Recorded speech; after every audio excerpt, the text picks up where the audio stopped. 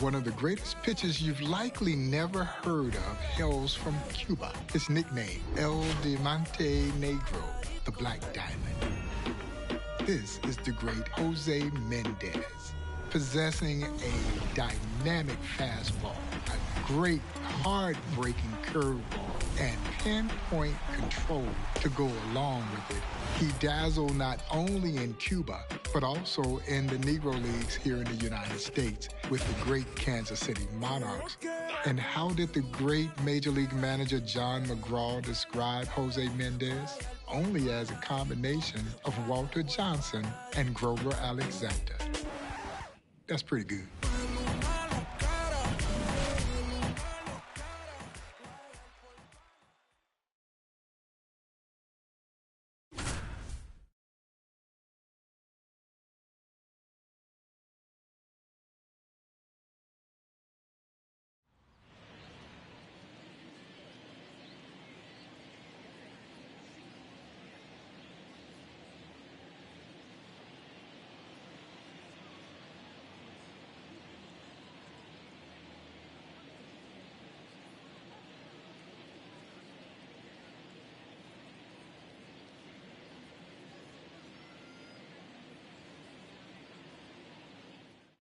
Ready to go now, and now the right fielder, Sellers.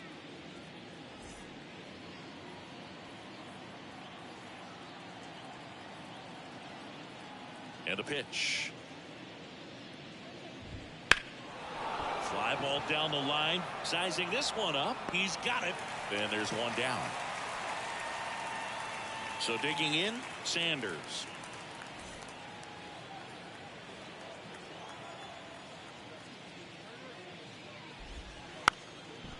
Now a drag bunt, third base side, and foul ball.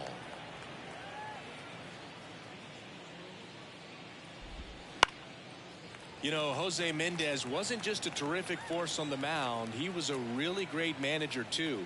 He was the player manager for the Monarchs for 3 straight years as Negro National League champs, as well as the 1924 Negro Leagues World Series. Swing and a miss, and he struck him out. Mendez in full control now. Here's Digo. Fastball for a strike. 0-1. Something I found out, Mendez was actually a shortstop when he was growing up, but he did some relief pitching as well. When Jose signed to Almendares, they made him a starter, and his first start was a shutout. Waves at the bench.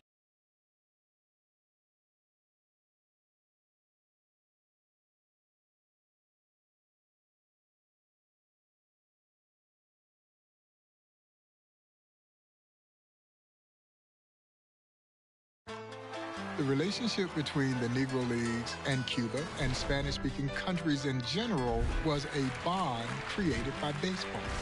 Negro League players would venture down to Cuba well before major leaguers would go there, and of course, they were welcomed with open arms. And as I reflect on my friend Buck O'Neill, who recalled going to Havana, as he would say, when Havana was Havana. Oh, it was absolutely beautiful, as Buck would recall, how much they enjoyed the scenery and the treatment that they were welcomed to when they came to Cuba. And then when the Cuban athlete would venture away from home to come play in the Negro Leagues, they got the exact acceptance here in the Negro Leagues. You see, the Negro Leagues just simply did not care what color you were. All they cared was, can you play?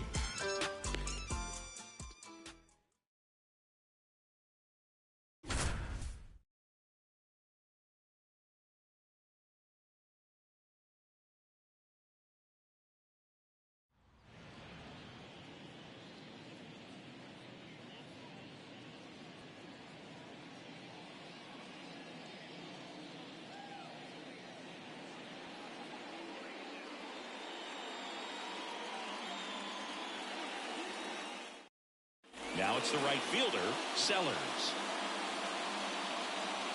Such a long history of great players from Cuba, Boog, and not just in the Negro Leagues. Long before Jackie Robinson broke the Major League color line in 1947, Dolph Luke was an ace for Cincinnati and Brooklyn. He was able to play because of his lighter skin. Breaking ball in there for a strike. You mentioned those pre-integration Cuban players, Chris.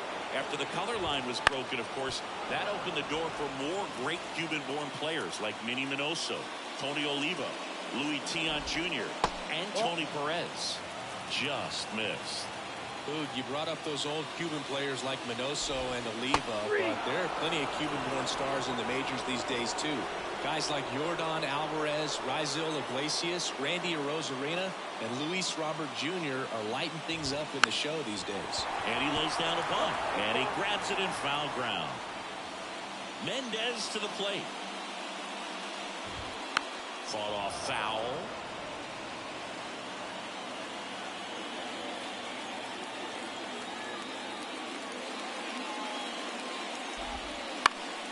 Headed down the line. And a foul ball.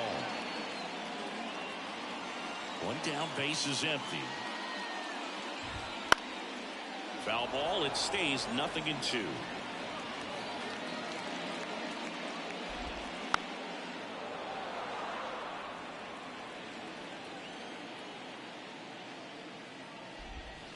Two strikeouts now for Mendez.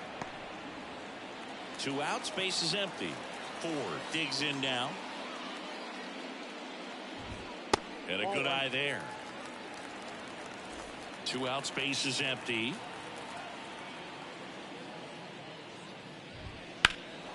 Swings and blasts one deep to left center. That's back there. High bounce over the fence for an automatic double. So man aboard. Now at the plate, West. First offering misses badly for ball 1. Well, you always want to come out in the first inning, try to put something up on the board. It's a big 2-out double right there. See if the cleanup man can drive him in and put a tally up there on the board. And strike 2. 1 ball, 2 strikes. Mendez, one of the best strikeout pitchers in the game, and that certainly is a benefit to him when he's in a spot like this. Mendez keeps mowing down Chicago with his 3rd K. And we're back. Bottom half of inning number 2. Leading off, Perry.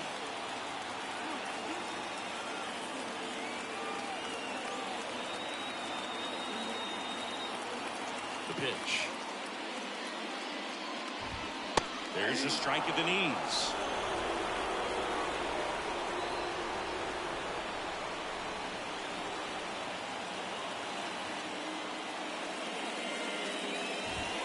Swings and misses. And it's 0-2. Knocks that one away, and we'll do it again. Kicks and deals. Got him swinging. Now it's going to be Little.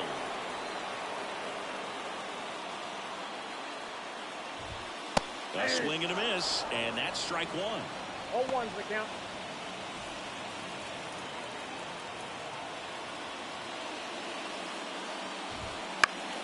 Down the line. And that's a foul ball. 1 down, base is empty. The punch out there. And that quickly 2 away. And now the center fielder, Newman.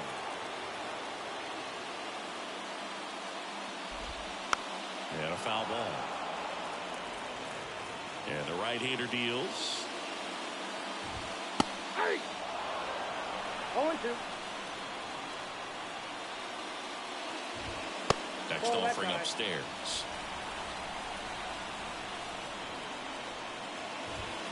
Got him looking. 3.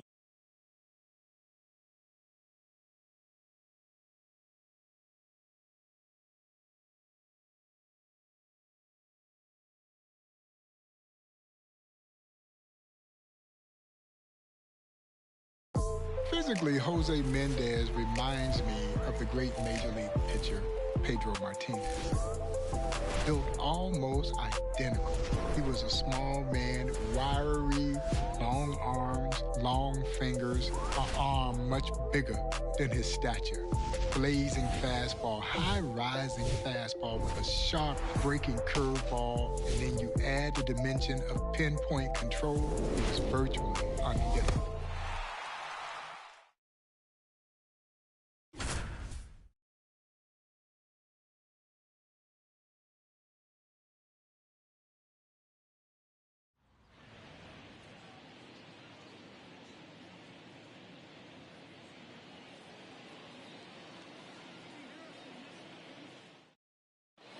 With the tying run in scoring position in the bottom of the ninth, Perry now at the plate. The pitch. And fouled off. One-run game, bottom nine. And that one fouled off. Well, he got challenged with a good fastball right there. Just couldn't catch up. Chases the changeup in the dirt. Beats him for the first out, and that completes the strikeout. So up next, Little. That's in there. Strike one. Ripped towards third. Whips it across. Mendez 1 out away from slamming the door for the Monarchs. So they're down to their final out. And the batter now, Newman. Swings and misses. 0-1. It's 0-1. 0-2. This could end it. Ball game. Mendez closes it out for KC.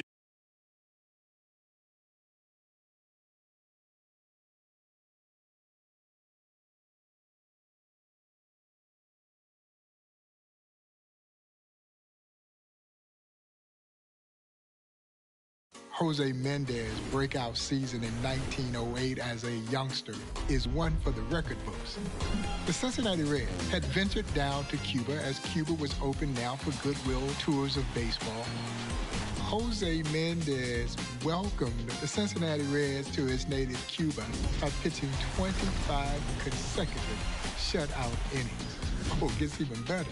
He would go on to add to that number, compiling 45 consecutive shutout innings against both minor and major league teams during that particular jaunt there in Cuba. I'm not sure you'll see that feat duplicated again.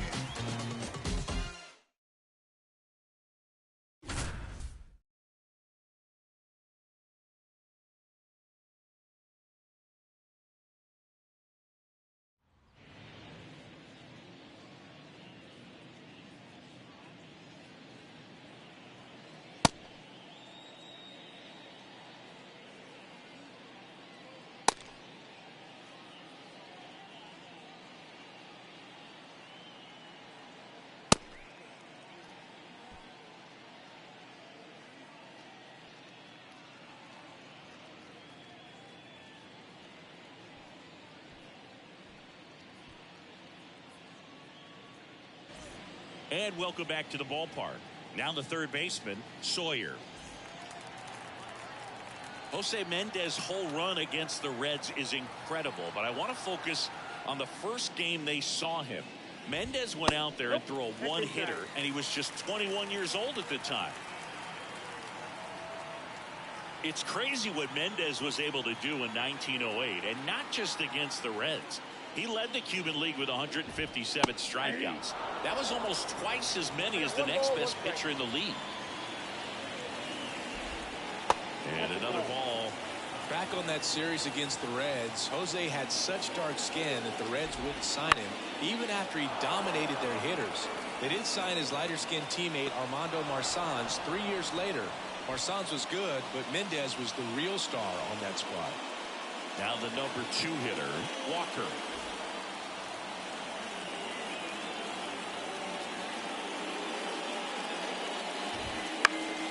That one hit to right. Smith gets under it, pulls it down, and there's 2 gone. Todd getting ready to hit. Pitch in for a strike. 0-1. Swing and a miss. No ball, 2 strikes. Next offering upstairs.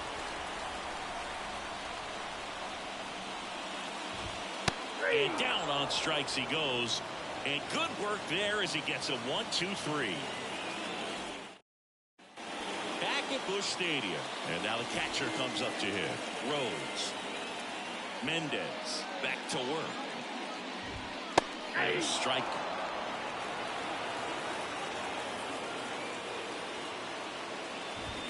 Next offering is in for a strike. Swing and a miss for the strikeout. He swung over top of the curveball. He's 2 outs away. Here's Turner now. That keeps the zone, and it's 0-1. Swing and a miss, and it's 0-2. No ball, 2 strikes.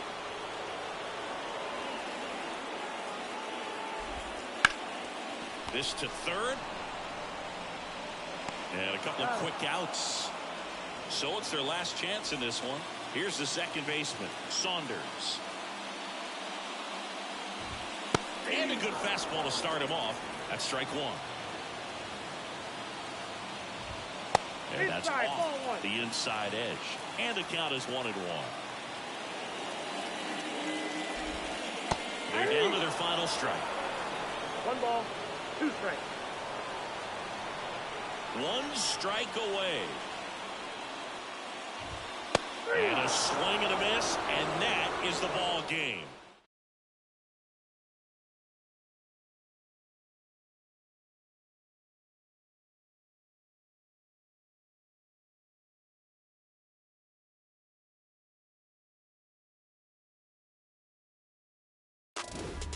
Jose Mendez had the stuff. He had all the stuff. So much so that the great James Leslie Wilkinson, the owner of the Kansas City Monarchs, would bring the Black Diamond over to Kansas City. Mendez responded as the Monarchs would become a juggernaut there in the Negro National League. Jose Mendez was a tremendous pitcher because not only did he start, he also closed games, many games, as a member of the Kansas City Monarchs. In 7 amazing seasons in the Negro Leagues, Jose Mendez posted a 30-9 one-loss record with a dazzling 3.46 ERA.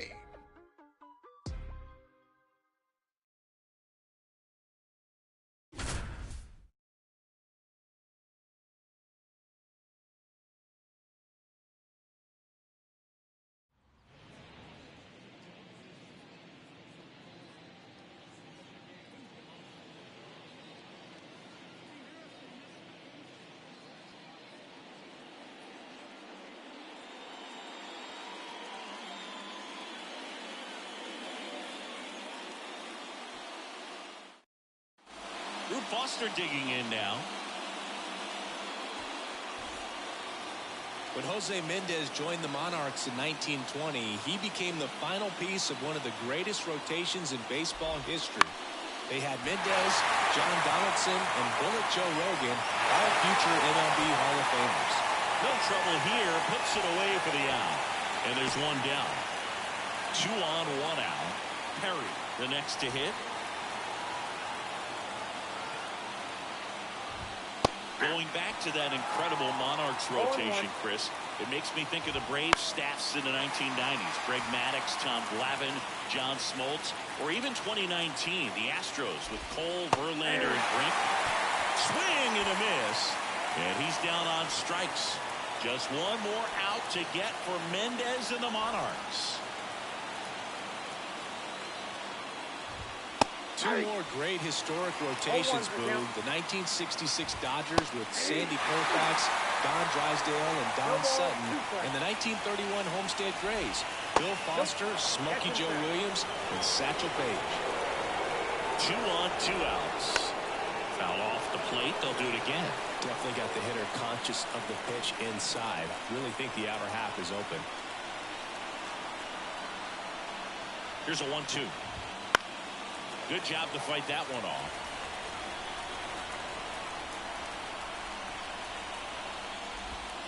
And that's the ball game. Jose Mendez with another shot.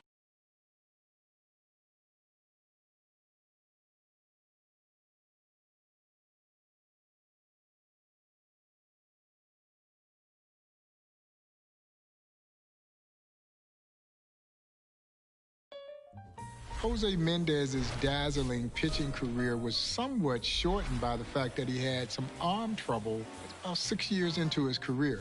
And he moved to shortstop, and he played a great shortstop. But when he needed to toe the rubber, Mendez summoned up the strength to get out on the mound, and he dazzled once again, helping the Monarchs capture the inaugural Negro Leagues World Series, an exciting 10-game series against the Hilldale Daisies out of Darby, Pennsylvania.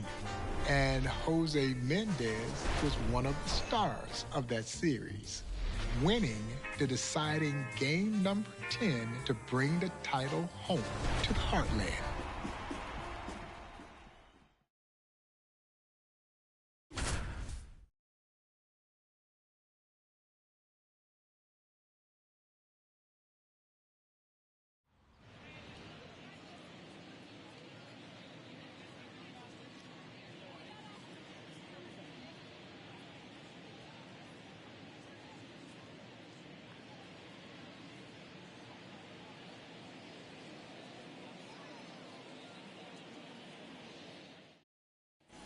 Jose Mendez stepping in now.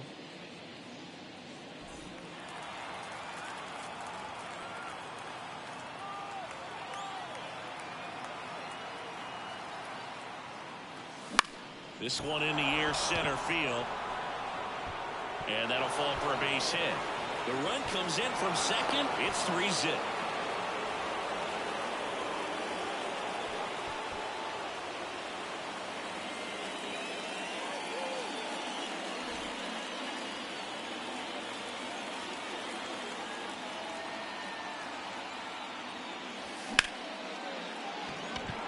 Into left center, base hit.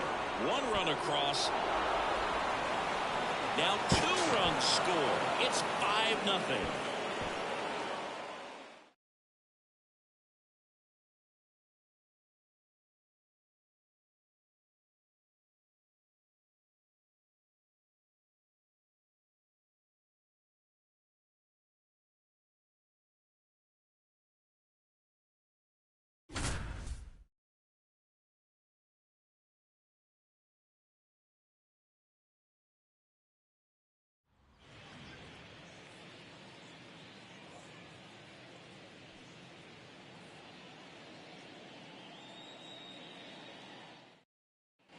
And here's the first baseman, West.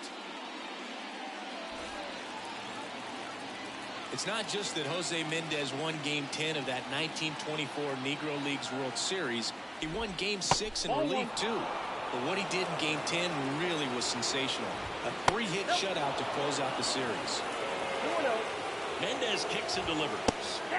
And a swing and a miss. On that incredible Mendez performance in the 24 World Series, don't forget that he was in his late 30s, and Game 10 was played in Chicago in 30-degree weather. Jose Mendez was absolutely built different. Makes the grab. Mendez still keeping the Hilldales at bay. Just 2 outs from a title.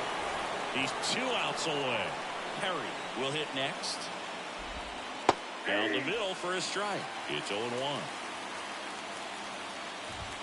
Swings through that one for strike 2. Jose Mendez just 1 out away from delivering the championship to Kansas City. So they're down to their final out. Now it's the second baseman, Little.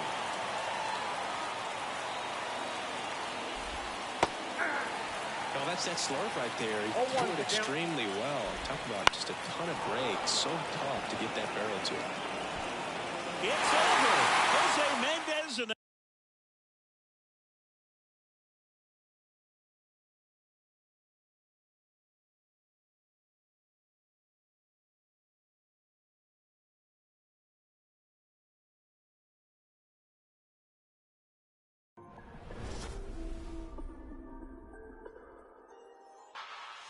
Jose Mendez was one of the most dominant pitchers this game has ever seen. The Black Diamond. Oh, and he was a great one. He is rightfully enshrined in the National Baseball Hall of Fame. It's almost shameful that it took until 2006 for his induction, but he's finally where he absolutely belongs, in the National Baseball Hall of Fame, as one of those stellar arms from both Cuba and the Negro Leagues.